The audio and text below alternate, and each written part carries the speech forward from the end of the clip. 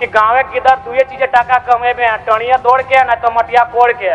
तो मेरे आंगन में तुम्हारा क्या काम भाई? अगर बिजली बांग्लादेश को देना था, कोयला ऑस्ट्रेलिया से लेना था, तो झारखंड का क्या काम है? क्या रोल है झारखंड का? एक बहन का मुझे नाम याद नहीं आ रहा एग्जैक्ट, उसके 6 बच्चे मृत पैदा हुए। अब कभी जांच हो तो जिसके पास हेलमेट ना हो उसे हेलमेट दिया जाए, जिसके पास इंश्योरेंस के पेपर नहीं हो उस जगह पर जो आप फाइन ले रहे हैं उस इंश्योरेंस के पेपर तैयार किए जाए। प्रतिदिन 600 करोड़ कोयला का अवैध कारोबार होता है। झारखंड राज्य को भी मद निषेध कानूनों की तरफ बढ़ना चाहिए, शराबबंदी की तरफ बढ़ना चाहिए। शराब पीने वाले मुझे अगर वोट ना दे मेरे इस बयान के बाद, मुझे उस बात का दुख नहीं है। यानी 79% गांव आज भी पाइपलाइन के पानी से वंचित है। अगर आसन की बात नहीं मानी जाएगी, आपके आदेशों का अनुपालन नहीं होगा तो हम अपेक्षा कहाँ रखें? अध्यक्ष महोदय, सबसे पहले तो मैं गृह विभाग की बात करता हूं। सबसे पहले मैं राज्य सरकार को आसन के माध्यम से बधाई देता हूं और उन्होंने सभी जिला के पुलिस टीम को पेट्रोलिंग के लिए नई गाड़ियां उपलब्ध कराई। मुझे लगता है नई गाड़ी और इनकी रफ्तार से शायद वो चोरों के काफी नजदीक पहुंच पाए, जनता की समस्याएं जब सामने हो तो वहां जल्दी पहुंच पाए, इसके लिए मैं बधाई देता हूं। साथ ही साथ मैं एक मांग भी कर देता हूं। कई वर्षों से हमारे जो पुलिस के भाई हैं उनकी मांगे हैं, वर्दी भत्ता, धुलाई भत्ता, विशेष कर्तव्य भत्ता, आर्मोरर भत्ता, चालक भत्ता, द्रोह भत्ता, राइफल भत्ता, वाहन भत्ता, चिकित्सा भत्ता, यात्रा भत्ता एवं शिक्षा भत्ता। इस पर भी सरकार को विचार करने की आवश्यकता है। साथ ही महोदय, जेएसएससी द्वारा आयोजित झारखंड आर्ची प्रतियोगिता परीक्षा विज्ञापन संख्या 4/2015 के तहत एक नियुक्ति ली गई थी, जिसमें अभ्यर्थियों को 2 साल के बाद री मेडिकल का हवाला देते हुए उन्हें रोक दिया गया, जो कि चिंता का विषय है। मैं इसे भी संज्ञान में देना चाहूंगा। अब मूल विषय, अध्यक्ष महोदय, जब मैं विधानसभा का सदस्य बना तो मैंने सबसे पहला एक सवाल किया था 6 मार्च 2026 को, जिसमें सरकार ने उत्तर में बताया था कि पुलिस कर्मियों की संख्या लगभग 23,645 पद रिक्त है। महोदय, यह एक महत्वपूर्ण विभाग होता है, राज्य की विधि व्यवस्था का संचालन इनके जिम्मे होता है और इतनी भारी संख्या में पुलिस कर्मियों की रिक्त पद का होना कहीं ना कहीं चिंता का विषय है। अतः मैं आसन के माध्यम से सरकार से पहले तो ये मांग करूंगा कि इसी वित्तीय वर्ष में एक नई बहाली कम से कम झारखंड पुलिस की निकाली जाए, क्योंकि काफी युवा बेसब्री से इस बहाली के इंतजार में हैं।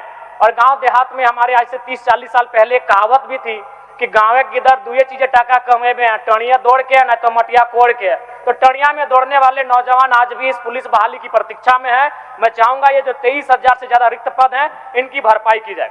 और मैं तो पूरे विश्वास और दावे के साथ कह सकता हूं अध्यक्ष महोदय कि यदि किसी व्यक्ति के साथ समस्या होती है तो पुलिस को वहां पहुंचने में समय लगता है, लेकिन यदि रात के अंधेरे में कोई अवैध खनिज लेकर कोई वाहन जा रहा है तो वहां अगर उस गाड़ी को कोई रोक दे तो हमें लगता है पुलिस त्वरित पहुंच जाती है। अध्यक्ष महोदय, इसका मूल कारण है ट्रांसफर पोस्टिंग।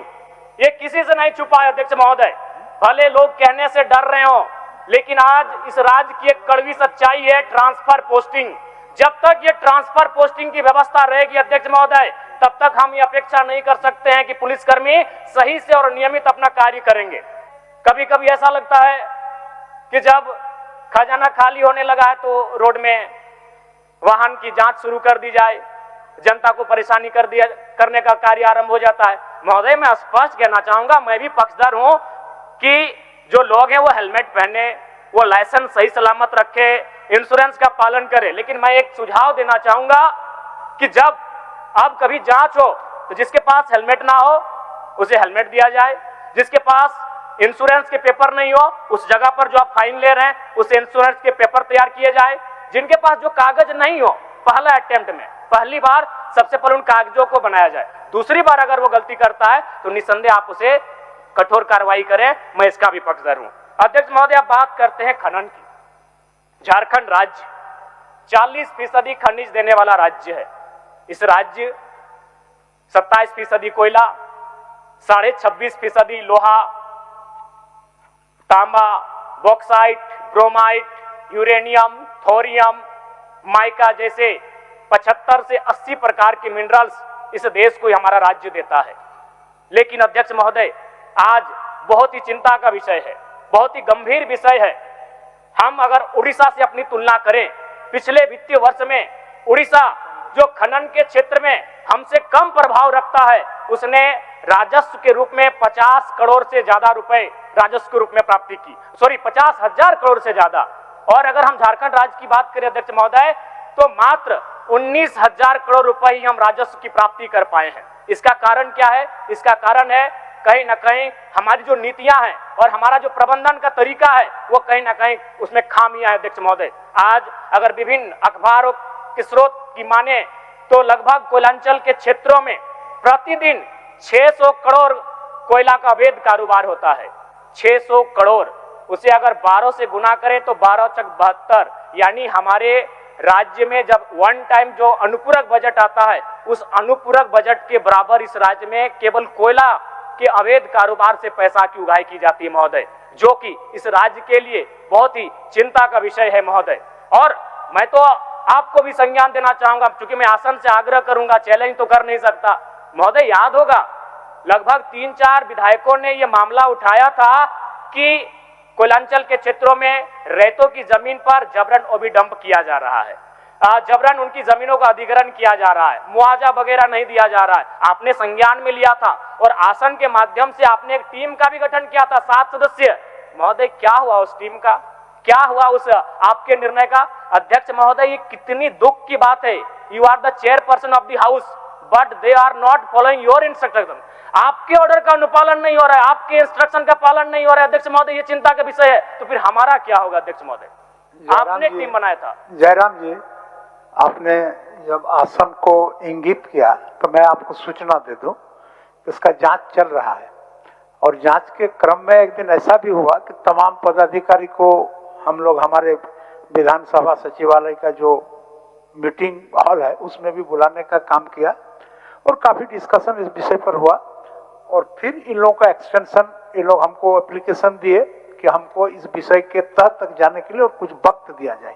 फिर कुछ वक्त दिए हैं और वक्त के अंत में फलाफल आएगा। जैसे ही फलाफल आएगा हम सदन को सूचना दे देंगे। धन्यवाद हमसे अध्यक्ष महोदय। लेकिन मैं जानकारी आपको देना चाहूंगा, ओबी डंप का कार्य अभी भी गतिशीलता के साथ चल रहा है। आपके इंस्ट्रक्शन के बावजूद भी मुझे लगता है अध्यक्ष महोदय पर्याप्त समय था, 1 साल से ज्यादा बीत चुका है।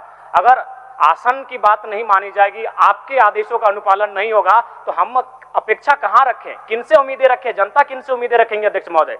अध्यक्ष महोदय मैं अब बात करना चाहूंगा मद निषेध की, क्योंकि इसका बजट, इस बार का जो बजट है वो हमने आदरणीय दिसम गुरु शिबू सोरेन जी को हमने उनके नाम से और उनकी यादों में इस बजट का घोषणा किया है, जिसका नाम है अबुआ दिसम बजट। अध्यक्ष महोदय, सभापति महोदय, जानकारी होनी चाहिए दिसम गुरु शिबू सोरेन और उनके पुराने साथी और झारखंड के आंदोलन के सबसे बड़े वीर शहीद निर्मल महतो दोनों ही शराब के विरोधी थे।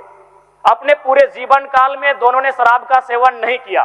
तो मैं चाहता हूं अगर सही में, क्योंकि इसी हाल ही फिलहाल गुरुजी का निधन हुआ है, अगर गुरुजी को सच्ची श्रद्धांजलि देनी हो तो मेरा मानना है बिहार और गुजरात के तर्ज पर झारखंड राज्य को भी मद निषेध कानूनों की तरफ बढ़ना चाहिए, शराबबंदी की तरफ बढ़ना चाहिए। क्योंकि मैंने 2 दिन पहले ही मैं एक सवाल लाया था जिसमें बहस किया था, जिसमें मैंने आपको बताया आंकड़ों के साथ कि प्रतिदिन 10 से 12 नौजवान जिनकी उम्र 18 से 25 साल के आसपास होती है, रोड एक्सीडेंट में उनकी मृत्यु होती है और उनकी मृत्यु का कारण होता है शराब। इसलिए मैं मानता हूं मेरे इस बहस के बाद शायद मेरे ही वोटर हमसे नाराज हो जाएंगे, क्या यह विधायक जगलावर वोट वाली हो।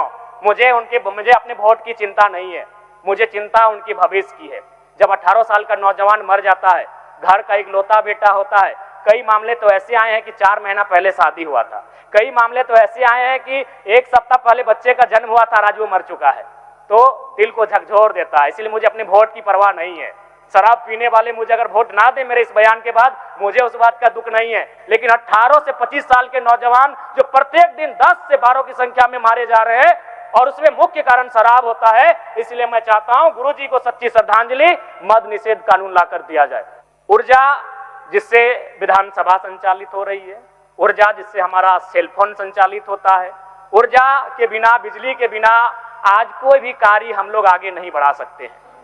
महोदय, इस राज्य में बिजली उत्पादन की बात करें तो PTPS Patratu, BTPS, CTPS Bokaro, TTPS Bokaro, KTPS Koderma, MPL Dhanbad, कई ऐसी महत्वपूर्ण सेक्टर हैं जहां बिजली का उत्पादन होता है।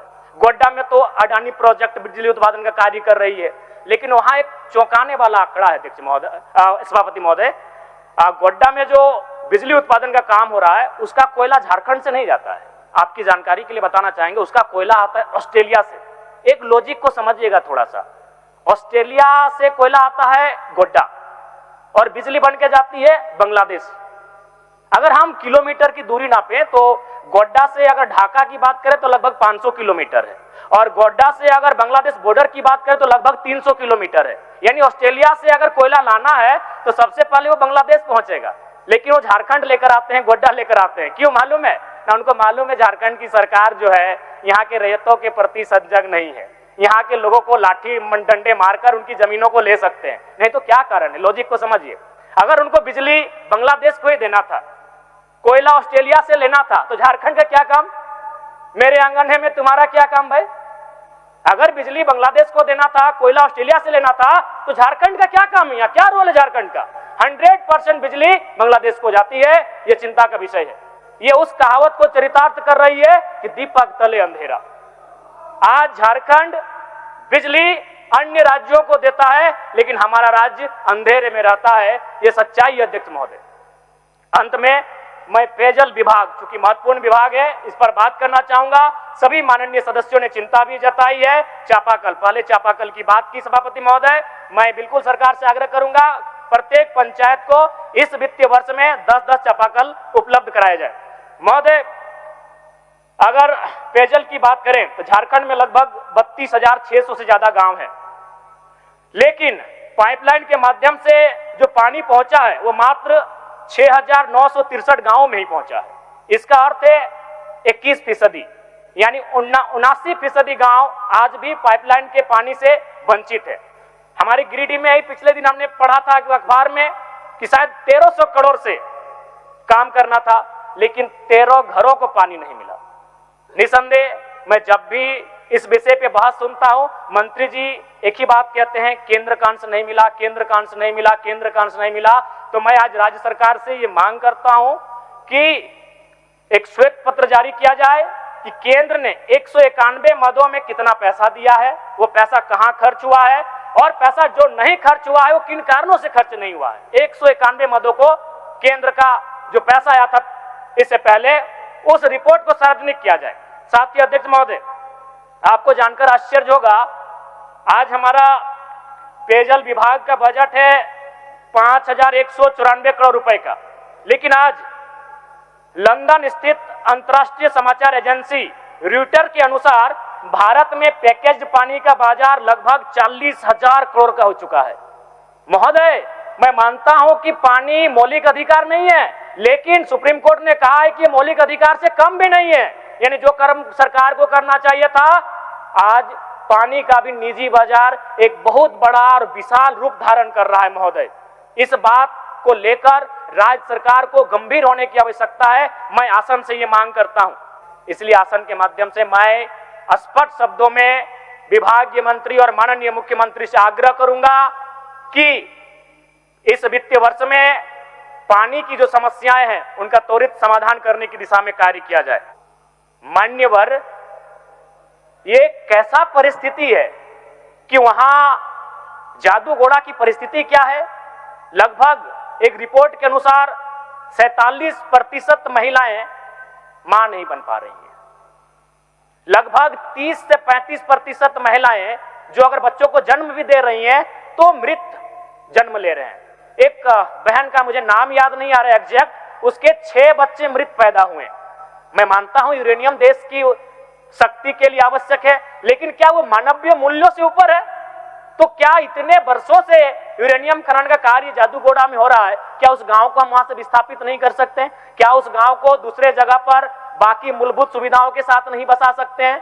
तो अध्यक्ष सभापति महोदय, कहीं ना कहीं ये सारी चीजें ये बता रही है कि हम जनता की समस्याओं को लेकर कितने सजग हैं, कितने चिंतित हैं, जो कि बहुत ही दुखद और दुर्भाग्य का विषय है।